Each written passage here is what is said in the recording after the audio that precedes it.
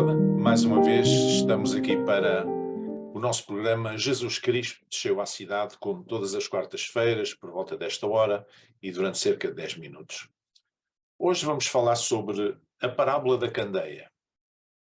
Jesus Cristo desceu à cidade dos homens para ensinar a importância do testemunho.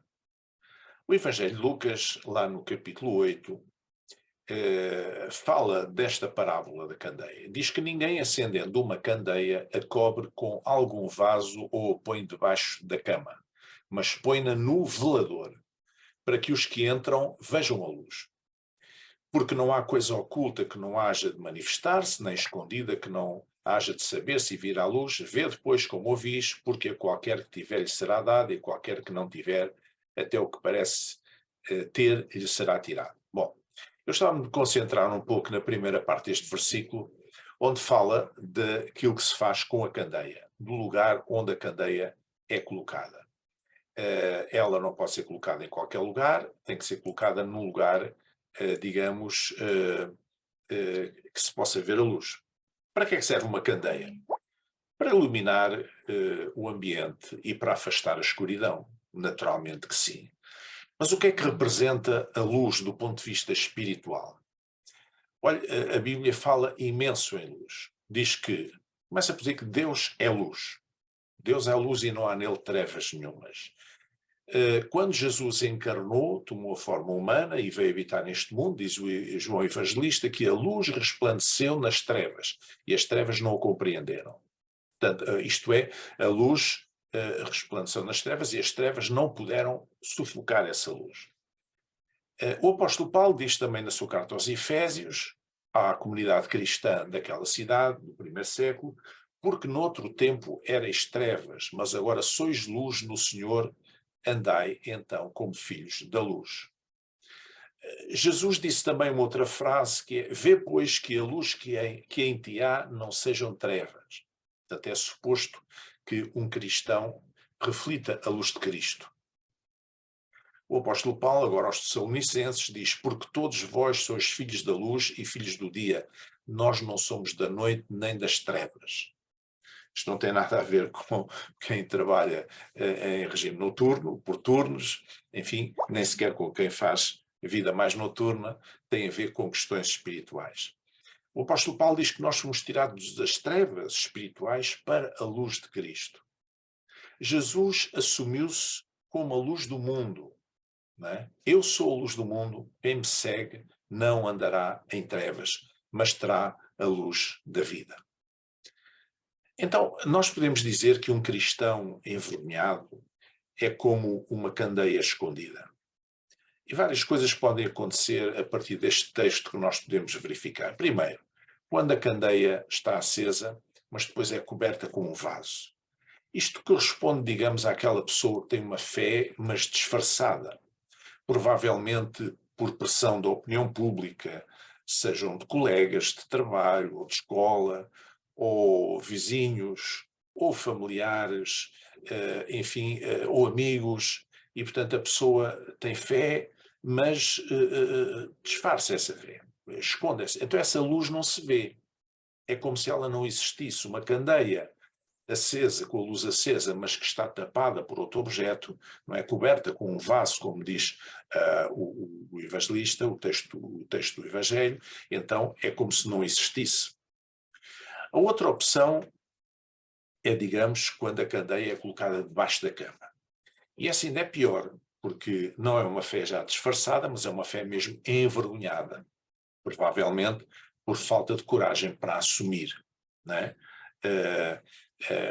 Isto pode acontecer, há pessoas que disfarçam a sua fé e há pessoas que escondem a sua fé. Ora, uma candeia não foi feita para estar debaixo da cama. Debaixo da cama não ilumina coisa nenhuma. É como se não existisse. Mas, em terceiro lugar, e finalmente, como diz no versículo, no texto, diz que ela é colocada, a candeia é colocada no velador. O que é o velador? Para as pessoas mais novas que não sabem o que é isso, era um objeto de madeira que era pendurado na parede, à altura, acima da altura da cabeça das pessoas, nas casas, quando não havia luz elétrica, não estavam eletrificadas, e havia ou uma candeia, ou mais tarde, aqueles candeeiros a petróleo, não é? Então a candeia ou o candeeiro era aceso e era colocado naquele velador, e então, uma vez que estava num lugar elevado, iluminava toda a casa, porque a luz, para iluminar, tem que estar num lugar visível, num lugar elevado. Noutra parte das Escrituras, Jesus disse que ninguém esconde numa cidade iluminada, não se pode esconder, sobre o monte, no topo do monte, não pode ser escondida. Portanto, quando a luz é colocada à altura, então ilumina toda a gente. E é esse o papel que nós somos chamados cristãos a fazer. É ser uma candeia de Cristo. É ser a luz de Cristo. É refletir a luz de Cristo para aqueles que estão à nossa volta. Não de uma maneira disfarçada, não de uma maneira envergonhada, mas de uma maneira simples. Sermos aquilo que somos. Uma candeia existe para dar luz. Uma candeia não existe para esconder a luz, existe para que a luz seja vista, existe para iluminar o ambiente à sua volta. É verdade que há casos especiais, uma vez que em todo o mundo há uma grande, digamos, muitos povos, uma percentagem da população mundial significativa sofre perseguição religiosa. Não só os cristãos, mas grande parte dos cristãos sofrem perseguição religiosa em várias partes do mundo. E países onde não existe liberdade religiosa, é natural que nestes casos as pessoas tenham alguns cuidados, porque pode estar em causa não apenas a subsistência da pessoa, mas também a subsistência da sua família, o pão dos seus filhos, ou até mesmo a própria vida. E, portanto, ao longo da história isto tem acontecido e, portanto, naturalmente que estas pessoas, em certas circunstâncias como estas, têm alguma cuidado, digamos assim, na partilha da sua fé. Mas ainda assim, há muitos que confiam em Deus e que não se importam, e eles avançam e muitas vezes são presos e até mortos. E sofrem toda a espécie de perseguição e de retaliação e de problemas, eles e as suas famílias. A candeia precisa de azeite para dar luz. Precisava de azeite. Era alimentada, a candeia dos dias de Jesus era alimentada a azeite, assim como o candeeiro a petróleo era alimentado a petróleo, não é? Então, o azeite é um dos símbolos do Espírito Santo na Bíblia, dos vários símbolos que o Espírito Santo tem, um deles é o azeite.